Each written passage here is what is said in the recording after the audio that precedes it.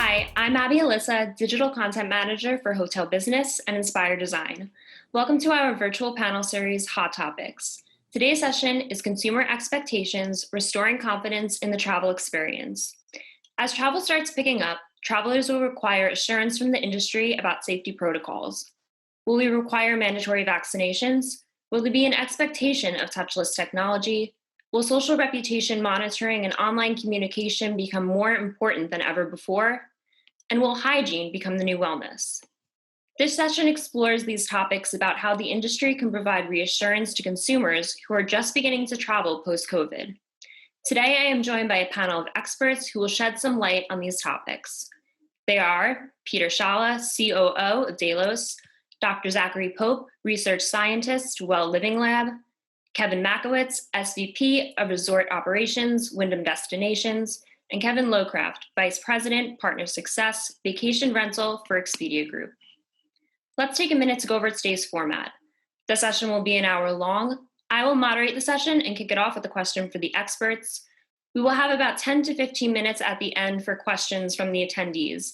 Please be sure to type your questions into the Q&A, not the chat, and we will get to as many as possible. We will be covering this webinar in our June 15th print issue, as well as online at hotelbusiness.com and on social media via LinkedIn, Twitter, Facebook, and our newly launched Instagram. The session is also being recorded and will soon be available online. Also, before we start, I'd like to take a moment to thank our partner for today's panel discussion, Delos. So let's begin. We're just going to take a few minutes for each of you to introduce yourselves, let us know a little bit about what you do. Peter, we're going to jump in and start with you.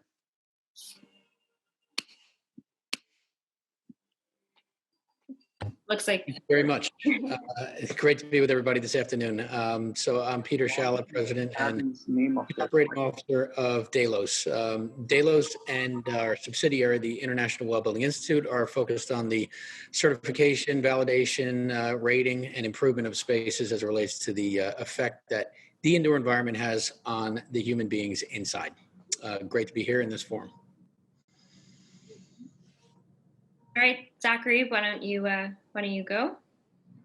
Hi, my name is Zachary Pope. I am a research scientist at the Well Living Lab in Rochester, Minnesota. I'm also an assistant professor at Mayo Clinic, and I'm currently leading our COVID-19 and beyond research program within the lab. So very happy to be with you all today. Great, thank you. All right, Kevin Maciulewicz, you're up.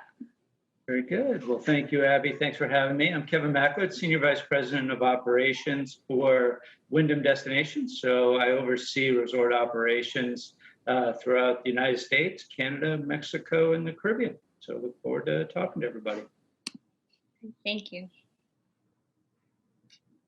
And I'm Kevin Locraft. I lead Partner Success for Vacation Rentals within Expedia Group.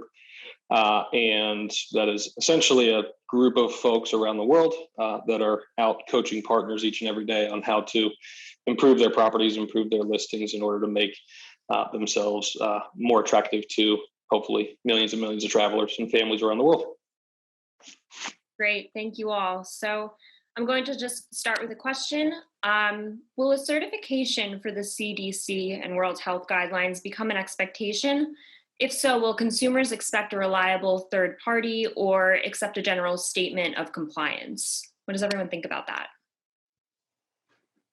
I guess I can jump in on that question first. That was an observation that we made towards the late part of last spring, that while the CDC and WHO, NIH, and all these health organizations do a wonderful job putting out guidelines and mapping those guidelines to science, they are not organizations that accept documentation for certification. And in other words, they don't do a third-party review or site inspections or things of that nature that would validate from a third-party perspective that guidelines have been used to inform policy and procedures. For that reason, and at the request of many organizations throughout the world, we at the International Wellbuilding Institute, which is Delos' wholly owned subsidiary, did step in to fill that void. We have been a third-party certification body and standard bearer for healthy buildings since 2014. upwards of about 2 billion square feet across 85 countries, applying for some sort of certification or rating of their spaces as it pertains to the health aspects. And so with the broader well building standard, having encompassed many categories beyond, of course, pathogen transmission risk and things of that nature, we were asked to provide a designation as a subcategory of the broader well building standard and well certification related to health safety. Hence, we did provide the industry with an opportunity to achieve the well health safety rating, which launched back in July of last year. And to date, there are tens of thousands of buildings across all typologies, including hotel, but this spans stadiums and restaurants and airports and office towers that are applying, and certainly, with the great success that they've had already getting policies and protocols in shape, achieving the well health safety rating, which is a good sign of confidence. So to answer the question directly, I don't think it's a role of the CDC or WHO or health organizations to actually do that validation, and hence the need for a third party to perform that service.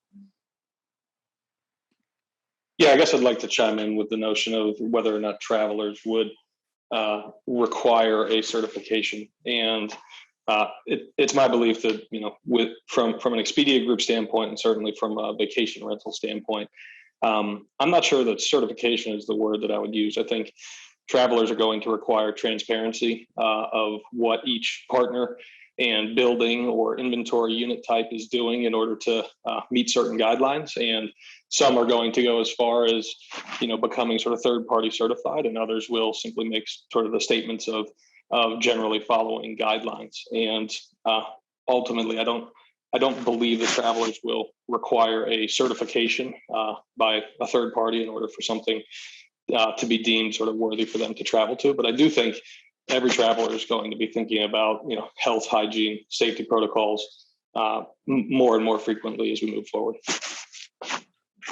Yeah, I would agree with Kevin too, that, it is definitely top of mind. It's something that we're seeing from all of our guests traveling in. Pre-pandemic, as we're doing guest research, the cleanliness of the resort was not in the top 3 from an expectation perspective. It was obviously important. It's quickly become number 1 or number 2 when you look at different research, that they want to feel comfortable being on site. They want to hear what's happening before that. Our owner services group fields many calls every day about the protocols that we have in place. And I think the confidence that either an independent or a company is doing everything they can to provide a safe environment lets people relax on vacation, and that's ultimately the goal. Absolutely. Zachary, do you have anything that you want to add? No, I think they covered it pretty well. I would agree with, third-party validation is typically the route that I would think people would want to see. I do agree that, while the CDC, WHO, et cetera, that the governmental or the international, standard bearers as far as the scientific organizations are concerned, while they have a lot to say, I think that something additional that says, hey, this hotel, this resort is following all necessary precautions, I think is going to continue being very important. Even past this pandemic, I think we are going to see wellness and the care for the spaces that we occupy while on vacation become that much more important. Yeah, Zachary, that's a great point too, because when we were building our protocols, as the pandemic hit and we were closing resorts back, February, March of last year, and then putting the new protocols together, and we partnered with Ecolab on a certification program. We looked at all the CDC recommendations and actually did more because, I don't think what the CDC puts out, and we followed all CDC guidelines, but it's kind of the baseline. I think there's more that resorts have to do. And that's certainly what we did. And I agree 100% with what you just said, Zachary, is, post-COVID, COVID is going to leave a lasting impression for some time. And, to feel safe at that resort, at that hotel, That's not going to go away when the pandemic is officially over. It's going to continue. So, our protocols, we definitely plan to keep in place, especially from a, safety and sanitation perspective. Well, and just to sort of add on here, Abby, but to Kevin's point, I think one thing that's really important to note here too is that there's always that lag for these larger organizations, the CDC, the WHO in particular. I mean, we saw yesterday, that's been a long time coming as far as their change in mask guidelines for those that have been fully vaccinated. They're finally catching up to the science. One of the things I know in the Well Living Lab, Delos, IWBI, when we take a look at things, one of the things that we can do or ask others who we have connections with to do as far as third-party validation is concerned, is we can be a little bit more nimble and really provide the market with what they need at that time in a little bit quicker manner than would like the CDC or the WHO. So to Peter's point, while it's probably not the CDC's, really their forte or their responsibility to dictate what, Kevin or either Kevin's do. I think that, having third-party validation also allows for a quicker translation of what the most current science says to the actual consumer. Absolutely. If you think about the broad spectrum of what might be certified or what might have certain guidelines, there are so many categories within travel to be thinking about. And so, for the Kevins on the group, right, Kevin and myself, I'm primarily worried about, health and hygiene of individual homes. Kevin is looking more at sort of resorts and the destinations that Wyndham serves. There's also airline travel and like what is health and hygiene for inside of an airplane or inside of an airport versus a vacation rental home or a hotel room. And so I think these are all things that need to be thought through, and sort of each inventory type or travel experience probably requires some different level of how to think about guidelines and its applicability to that travel type. I want to stay on hygiene a little bit longer, specifically air filtration. What does this look like in guest and meeting rooms? And does it become a consumer expectation and permanent amenity or standard? Maybe I'll kick that one off. Look, our organization has been looking at the benefits of fine particle filtration for, again, better part of 4 or 5 years. This is not just a COVID thing, right? I think the links between air quality and cognition and susceptibility to long-term disease, and of course, pathogen transmission, are supported by years and years of research. I think that the pandemic was an ignition switch to raise awareness that what we breathe matters, and that indoor air quality is oftentimes a lot worse than outdoor air quality, and that it needs to be addressed. So I think this is a long-term trend, an eye-opener, if you will, for air purification. And I think that methods to increase ventilation rates and improve filtration efficiency are just getting started. And that's not just in hotels, that's in just about every typology of the real estate asset class, including public classrooms and so on and so forth. A word of caution, there are so many gimmicks out there. The need to separate fact from fiction as it relates to manufacturers' claims on what their units can do, or their claims on the efficiency of a filter that may have been rated by a particular standard, HEPA or otherwise. Matching that with reality, and what happens when that filter is put into a unit and you have pressure drop and a dozen other variables that may lead to the type of filtration efficiency that is not exactly what's being advertised. Separately, there are methods, some of them recently getting some negative press and even class action lawsuits, whereby the method of action actually can create harm in the process of cleaning the air. And we have been conscious of that and focused on technology that kind of stays away from the suspicion of action that, if not tested, certainly can open all of us up to more risk and liability in the future as it relates to things like ozone creation as a byproduct of throwing charged particles out in the air, which may be effective against pathogens, but not very good if it's happening during, close to a window and then sunlight is coming in and you get a reaction in that regard. So this pandemic really opened up a space of claims that I think now more than ever, whether we're talking about rating of spaces or certification of protocols, but separately, the real examination and third-party evidence of what a manufacturer is providing, and do the claims match the science, and are these devices safe, has never been more important. And so we stress the importance of laboratory testing and real-world simulation and things like that, which is really at the root of what the Well Living Lab does, mimicking real-world environments, and not just testing, filters on an assembly line. Yeah, and just to add to Peter's comments, I completely agree with the whole separation from fact versus fiction.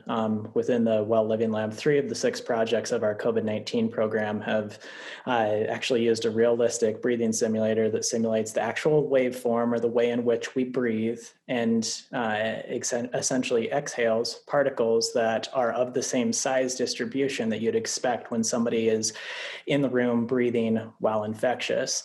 And we've really tried to respond as best as possible to the market as it pertains to what are people going to care about as we move forward here. And so we've really drawn our microscope in on 3 different environments. That's office spaces, conference rooms, and now school classrooms, because we want kids back in school this fall, and we want to do it safely. And I think our concentration has been on many of the things that Peter has mentioned. What are the byproducts? How do these things, how do air purifiers really stack up when they're in a realistic space? Because we have great control over every aspect of our environment within the Well Living Lab. And so, really through that, providing evidence-based guidelines to consumers so that when they go into any type of hotel, VRBO, et cetera, they're going to feel safe. When they're meeting with individuals in the meeting spaces within these facilities, they're going to feel safe. And really, it is about delivering clean air to a room, and from there, ensuring that while you're doing that, you're not releasing any byproducts that are potentially harmful to the occupants into that air, because to Peter's point, there are also a lot of gimmicks that are on the market right now too. And so doing due diligence in as many aspects as possible is incredibly important. Yeah, understanding the science behind filtration is absolutely vital. It's certainly not a one-size-fits-all. So, but I do believe there are some opportunities out there as well in the industry, and some lessons to be learned. We've been working with some medical professionals. There's some lessons to be learned from the hospital environment of areas where we can improve on it as an industry. Elevators are one that comes to mind when you're talking about confined, smaller spaces, that people could be more compact. And we're actually testing some technology with some industry experts in our elevators in a few of our resorts now. So I think there are lessons to be learned in ways we can improve, but we have to understand the science behind everything. Absolutely. Definitely. All right, I'm going to move ahead to something I think that's been on everyone's minds. Do travel industry associates need to have 100% compliance to the vaccine? Do you think travelers will expect that? I mean, I can comment upon that. Yeah. As far as the associates having 100% compliance to the vaccine, no. If you have a large enough proportion of those associates that are vaccinated, you're doing a lot to really mitigate any potential transmission, because not only do vaccines protect the vaccinated, but they also lower, if that individual has any type of virus on board, in this case, SARS-CoV-2, the virus that causes COVID-19, it's also going to lower the viral load within their nasopharyngeal tract, et cetera. And so when they're breathing, even if they do have a little bit of that virus present in their body, you're not going to see that degree of transmission. And further, even if you think of 100 dots in some confined space, if 70 of those dots are vaccinated, that means the dots that aren't are further apart. And so that really limits the exposure to everybody. And I think the more, though, that you can get associates to comply to getting the vaccine, the better, because obviously it's not just the associates interacting with one another that we're worried about. We're also worried about those that are coming into the spaces as well. So no, but aim for the highest amount of vaccine compliance as possible. Yeah, I would agree. I don't think I agree that, no, from an expectation perspective, but I think encouraging the vaccine is important. I know with our associates, we're actually giving paid time off to get your vaccine. So for both of them to encourage that, because the more people that do it, the better off we'll be. So I think that just creates a better, safer environment. I've actually thought about the last two questions in relation to vacation rental inventory, and clean air in a vacation rental is often like the reason that this category is doing so well at the moment is because these homes are located in places that are lakes, mountains, streams, beaches, and otherwise sort of out of the way destinations, and they aren't multi-unit sort of hotels in the middle of an urban and sort of densely populated area. And so I think for vacation rentals, like the notion of thinking about clean air is actually done in and through selecting that category type for your travel, as well as from a vaccination standpoint and travelers requiring that sort of folks who are representing the companies are vaccinated. I guess I would agree. I would just put an asterisk on it. With the other folks who have spoken to the topic on this session. But I put an asterisk on it, which is more and more, I think we're looking at ways in which travelers can interact with our properties that are contact-free or contactless sort of entry. And I don't know the last time that I've thought about a traveler interacting with the owner of a home or the property manager of a home in a face-to-face scenario. And so more often than not, I think the travelers can enter homes without ever having to touch or see or talk to anyone. You. Now, what about vaccine passports? What's the timeline for this possibility, and what are some complications or challenges that the industry may face with this, potential travel requirement?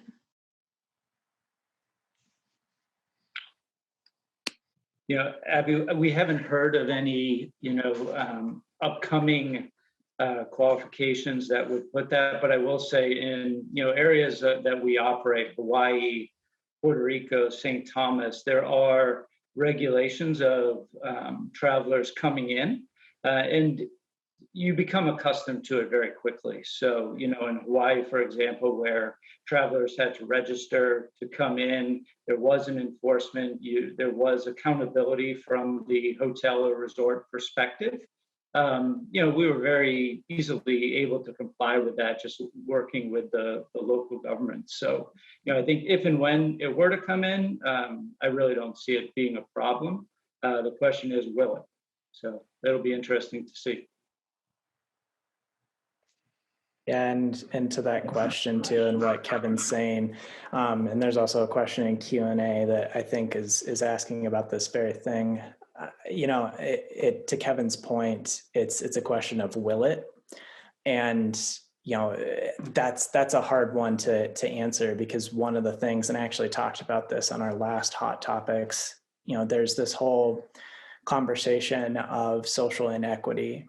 Are you, with the best of intentions, are you also furthering social inequity because you're requiring vaccinations? And that's something that we're all going to have to grapple with. Where is this trade-off between privacy and protection? And so when I really look at what we're trying to do in the Well Living Lab, what Delos is trying to do, what IWBI is trying to do, it's really about providing a more broad spectrum of what we can do in these environments to keep people safe, rather than just rely on any one single technology or any one single, here we're talking about a universal vaccine passport, really expanding our ability to keep people safe no matter what they choose to do, because we have to also realize that this is a personal choice, and some people just quite simply aren't going to choose to be vaccinated. Yeah, I would layer on top. I mean, from an Expedia Group standpoint, I think we believe that travel is a force for good. And so we want to participate in and are hugely supportive of vaccine programs and vaccinations that ultimately bring people back to travel. And we're super hopeful that people are going to feel more and more comfortable with vaccinations to travel. However, the notion of requiring vaccination to travel feels like it wouldn't be particularly inclusive of particular populations that may not actually be able to be vaccinated, like young children today, or folks that might not have the means or otherwise be able to access the vaccine. Yeah, very good points. And I'm also curious how the industry and how you are communicating information about the vaccine with associates. And do you have any tips for doing so, for other hotel leaders in communicating, educating your associates about the vaccine? Any incentives, anything like that? Well, I think I mentioned, we're giving the paid time off for them. That's been very popular to have, a few hours paid that you can go and do that and get your vaccination. And, as that was announced, then the education piece of what it is, we've put out FAQs to, we have over 200 resorts. So we put out FAQs to all of them so that the supervisor management staff can talk to associates about it. We can post them, we can answer questions. So I think that's a big part of it, just having the discussions and the educational piece, and then the benefit of actually paying them some time off to go and do it is certainly an encouraging feature. The Expedia Group is similar, so we've been granted additional time and sort of flex vacation days, and if one chooses to go get vaccinated on using those flexible vacation days, then they're able to. But a lot of it, like Kevin said, it's really about education, and so there's a lot of internal resource within Expedia Group linking to where you might learn more, and so webinars on what the vaccine sort of means, how it impacts and interacts with different populations of people and different types of people. Just before this call, we were talking about interactions with sort of male versus female. And so there's tons of information that the HR teams at Expedia Group are making available. And so education is key. I think enabling is also key. And I'm proud of the fact that, within Expedia Group, we're leaning heavily on both. Now, will leisure travelers require quadruple checking for multiple sources of information online before choosing a travel provider? And if so, will that mean that travel providers need to align with a global third party?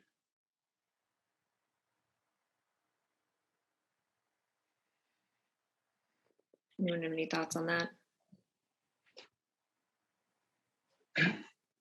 So, Abby, is the question geared towards aligning with a global third party? Are we talking like a travel agency? Could you give some more definition? Yeah. So will travel providers feel more of the need to align with a global third party?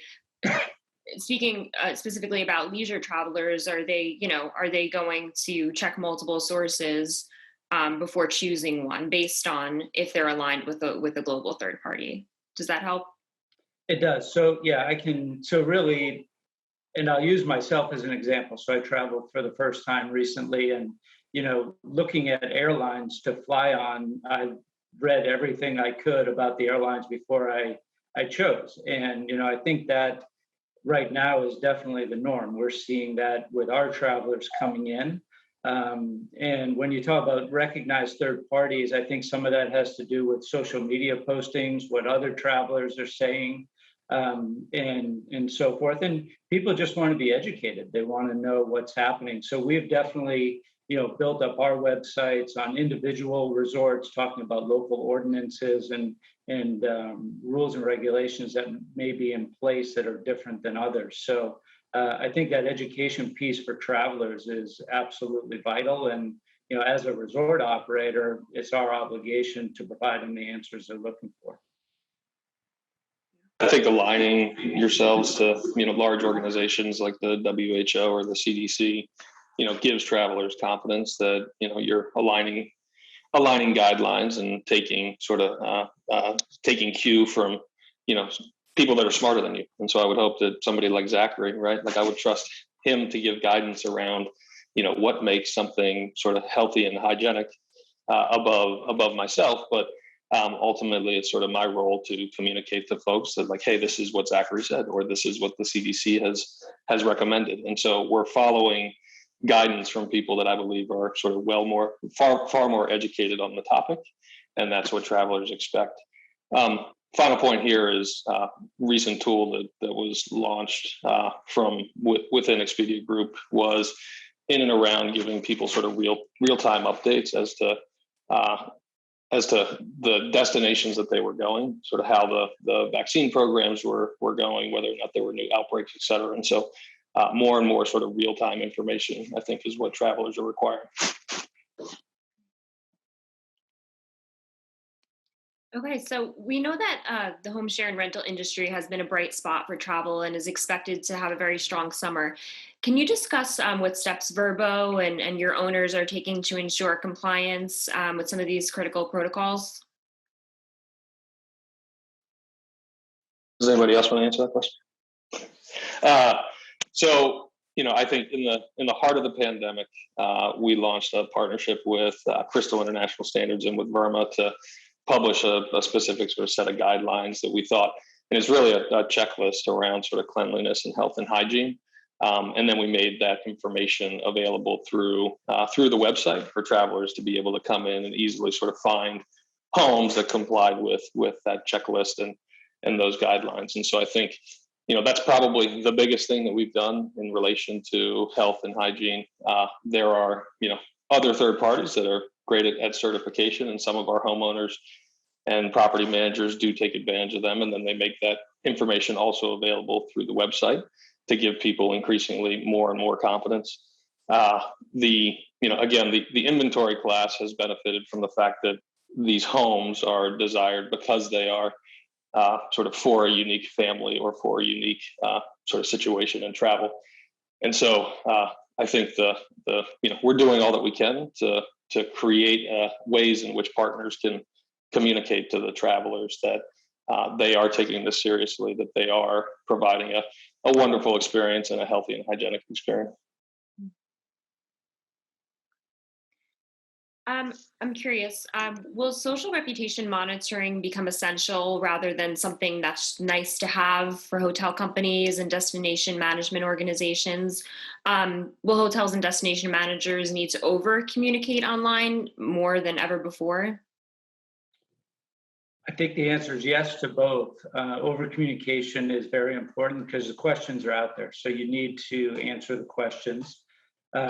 What the standards are, how they were developed, et cetera, how they're being enforced. I know, from our side, when we were building the new housekeeping standards, we worked with an epidemiologist to make sure that everything we were doing was correct, that the secondary layer of cleaning we added to the suites was correct. And, the fact that we manage all 200 plus resorts, we can be very consistent with that. So, from a social media, we've been monitoring and replying to social media for years now. So it's really nothing new.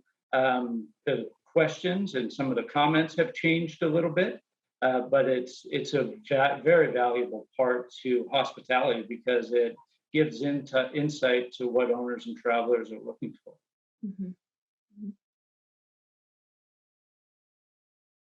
Does anyone else?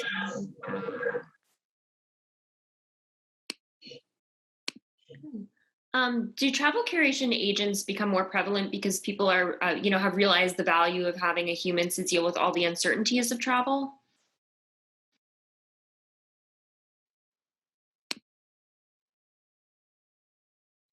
I might actually go in the opposite direction, actually, which is, I think the companies that had humans there to answer the phones and help travelers through the ordeals of cancellation, booking exchanges, et cetera. I think that they tended to fare well, certainly in the early days of the pandemic. Now it's hard to scale that operation, and so when you've got millions of bookings coming in that need to be changed, exchanged, canceled, you don't have enough humans to do that. And so I think in many ways, the pandemic actually required that companies relook at how do you automate some of these processes.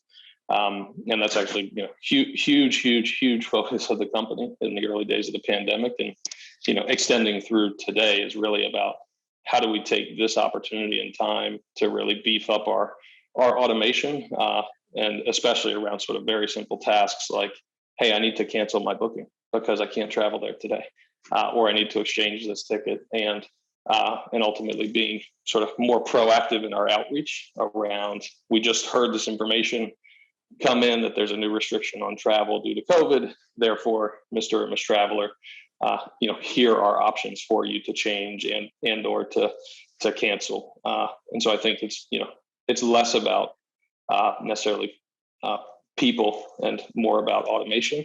But I do think that companies that do have a people backing at the end of the day, they can handle those really odd sort of corner cases in ways that other companies can't. And to me, that's a huge benefit. Actually, I'm going to keep with this topic and address one of the questions that came in. With the contactless guest experience that is top of mind right now, how is the industry balancing that with the human-centric approach? So balancing using this new and innovative tech while still upholding a terrific guest experience. What are your thoughts on that? I think it's going to be personal preference moving forward. I think each traveler is a little bit different. And, from a hospitality perspective, giving them the options.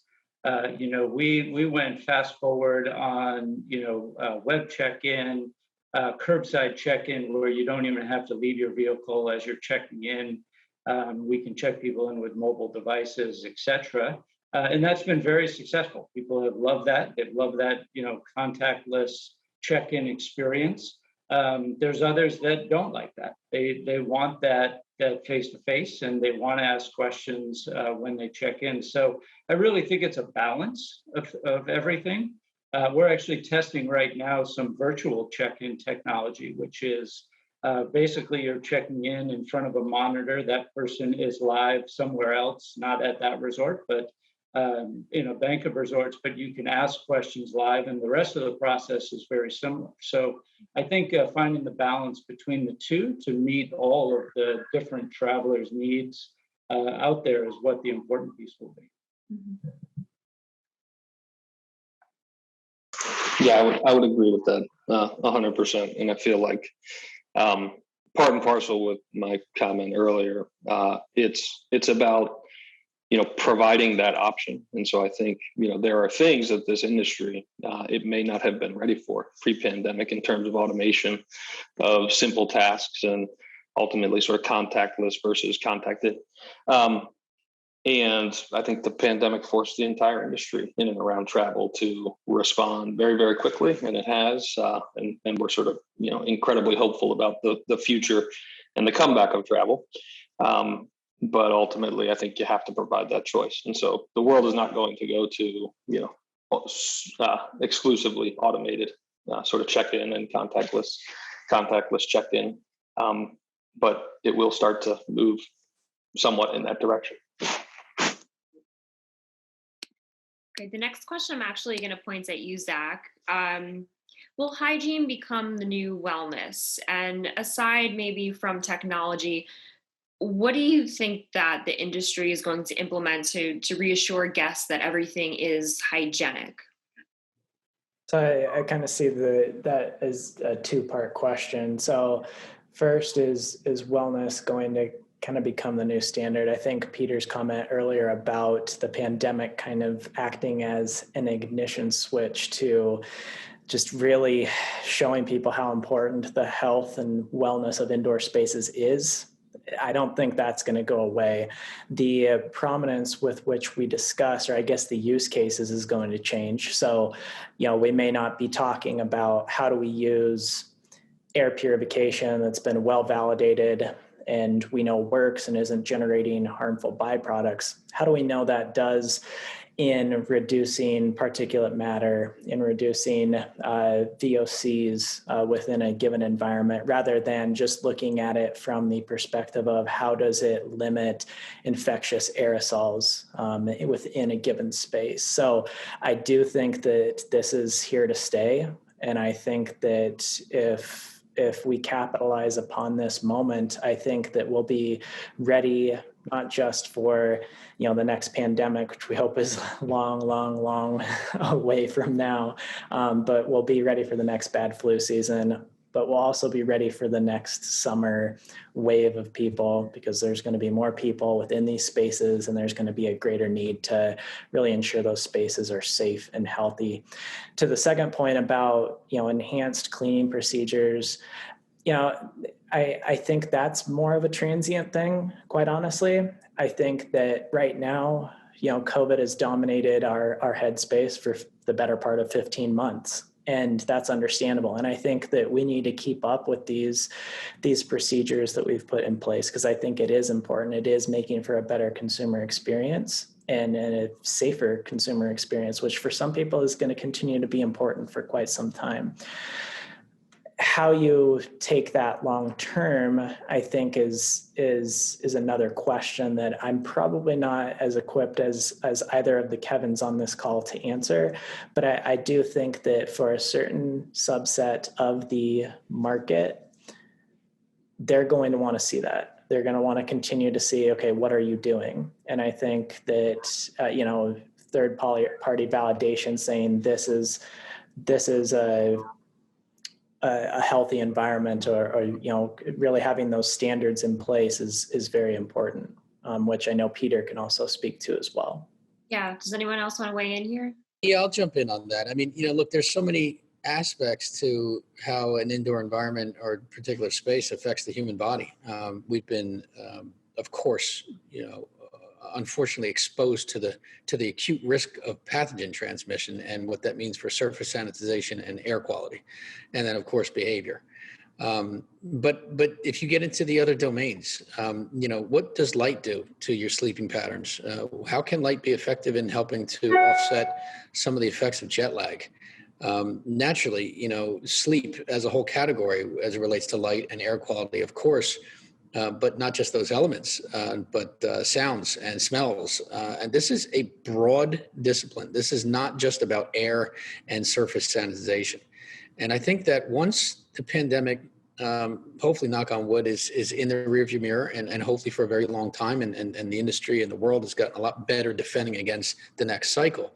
But once that's behind us, and once everybody's got, let's say their certification or, their comfort about vaccines, the real differentiator in hospitality is going to be how real are these folks committed to taking a bigger bite out of wellness as a category, because it's certainly a demand driver that's here to stay, and not something that's going to wane away because the risk of disease is gone.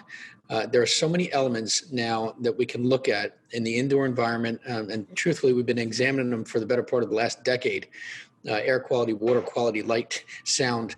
What does ambient sound do to so many different things in your body, including stress indicators, thermal conditions versus cardiovascular health? I mean, it just goes on and on and on. And the correlation between what surrounds us and our body, and how effectively the travel industry can create experiences around that and actually turn that into opportunities to upsell these experiences is really going to carry the day. Many years from now, when we look back and say that was an ignition switch to make people realize that what we touch matters, what we breathe indoors matters, how we convene matters to our health, but we're just scratching the surface. The 15 cubic feet that surround us is having a profound impact on our bodies. And this is not just about a pathogen or a disease. And I think that that's going to be a trend that's here to stay for a very, very long time. Yeah, I agree, Peter. I mean, we created a program called Vacation Ready, which was all based on, hygienic practices. And now we're looking at how we can further enhance that, not how we dial it back, but how we get even better at it. So that's one thought. The second thought, this is interesting. We've really taken a look, and I think, the pandemic has forced everyone to take a look at every aspect of the operation. I'll give you a very simple example, front doors to a resort or a hotel. Before we didn't really think about how people entered. Were you pulling a handle? Was it automated? Will we open a new build resort now without an automated sliding door? Probably not, because that handle has become, I don't know if I want to grab that right now. That's going to be a lasting impression. So I think we look at every aspect of what we are doing a little bit differently now.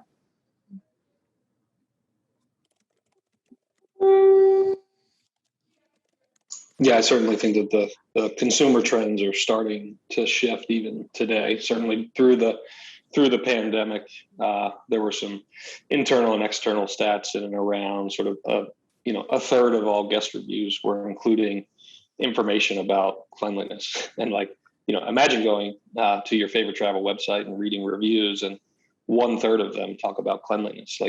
In general, I think in the past, all of us would have expected them to talk about the great experience, the great home, the great resort, the great amenities, and cleanliness was reserved for only if a property was unclean. And so people were sort of celebrating cleanliness, and 4 out of 5 folks, through the pandemic were booking places because the homes and the inventory types that they were booking had indicated that they were, taking precautions in and around the pandemic.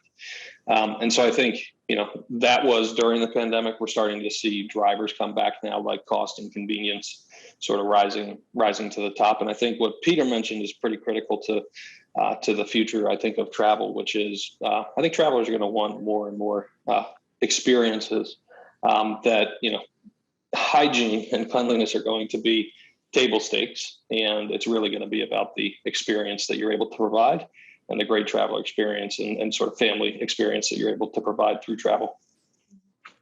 Absolutely.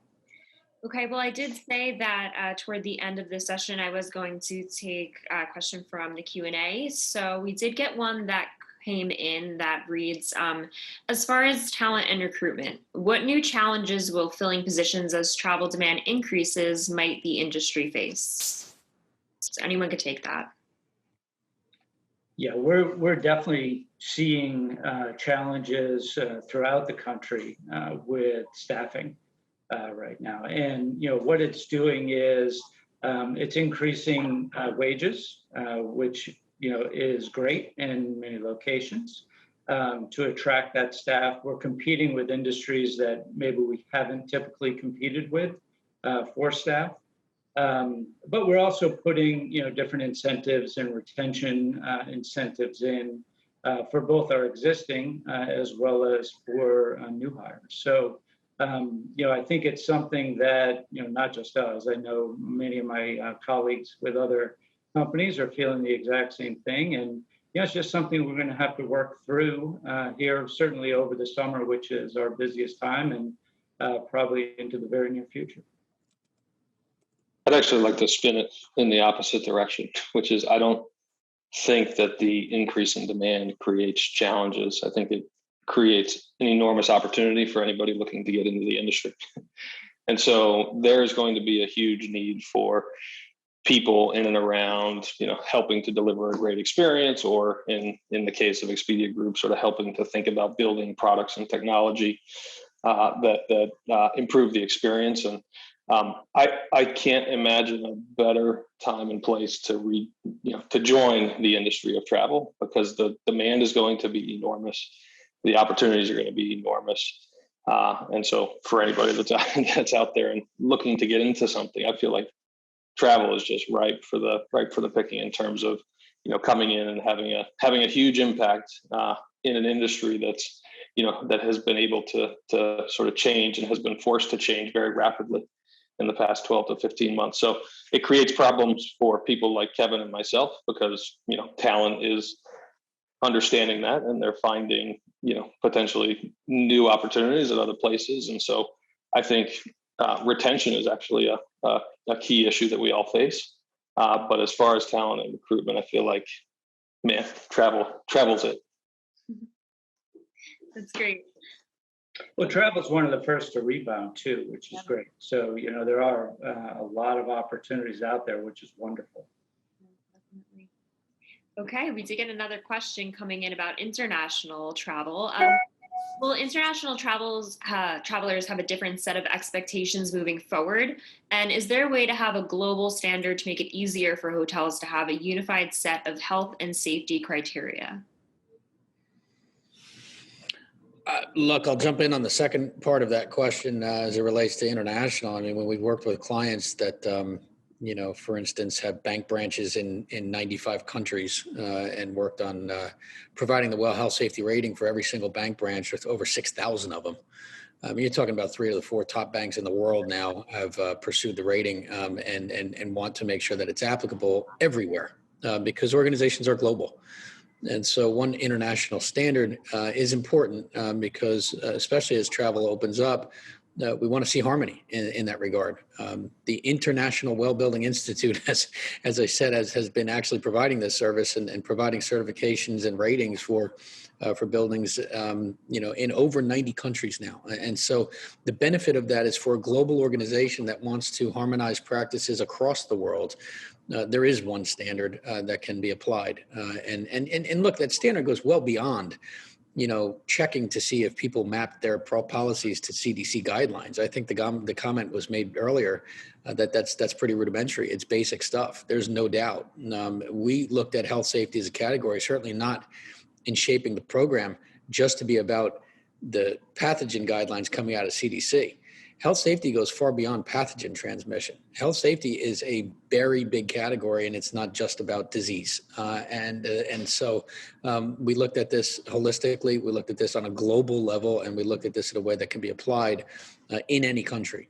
So I think the need for or the usefulness of an international standard is one, especially when you're talking about organizations that want to apply this across their portfolio of commercial offices, their portfolio of hotels globally. We've had one operator that took the lead and is putting 1,400 of those hotels across 7 different major flags. This is Aimbridge Hospitality, right? They're putting a commitment on a large part of their portfolio. And of course, they have to work with the flags and the owners to get the adoption. But one of the questions that came out of that commitment was, we've got hotels that we operate in so many different countries. And is this going to be a one size fits all in that regard? And I think the benefit of an international lens when we looked at that exercise with Aimbridge, who showed great leadership in that regard, being able to centralize this because they operate and they control the policies and protocols, of course, within the boundaries of the flag guidelines, was just a huge step, and it's done a lot of good. So yeah, I'm all for the international focus. Great.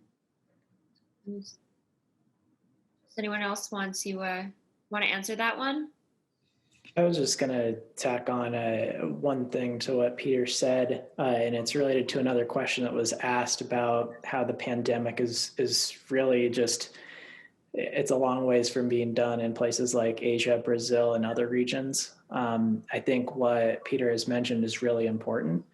The standards, like what the International Well Building Institute has, really are they're well-rounded by design, right? And so they allow you to really provide the consumer what they need to not only feel comfortable for the reduction in, for instance, pathogen transmission, but also the other domains of wellness within an indoor space that are incredibly important and will continue to be incredibly important post-pandemic. And, as far to answer this question specifically, as far as how the pandemic in Asia, Brazil, and other regions is going to impact global travel in the near future, I think it really is up to the scientific organizations that are maybe smaller and a bit more nimble to really help the hospitality industry meet the consumer's needs. And I think that the International Well Building Institute does a great job of that. I know we're focused on that in the Well Living Lab and saying, what are the most pressing problems? How do we take them from the lab,